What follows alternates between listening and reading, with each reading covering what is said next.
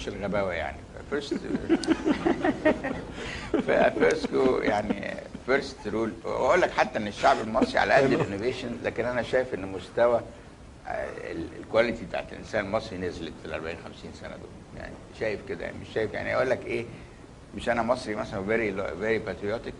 انت لو خدت عينه من 1000 واحد لبناني في الشارع و1000 واحد مصري وحطيت كرايتيريا معينه، هيطلع لك من اللبنانيين 900 والمصريين 100 على نفس الكرايتيريا.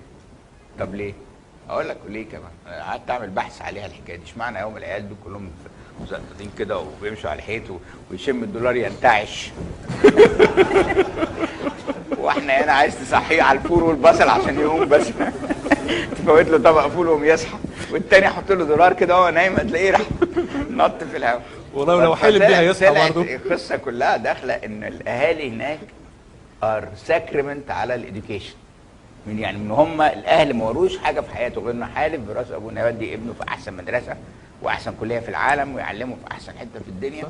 فكل المجتمع هايلي كومباتيتيف. غير الكروموزومات بقى، يمكن دخلت فيهم كروموزومات ايام الافريقيين ولا مش عارف مين، احنا بتاعت الفراعنه يظهر ديمولشت ولا حاجه ما اعرفش يعني. بس في فرق يعني، فاهم ازاي؟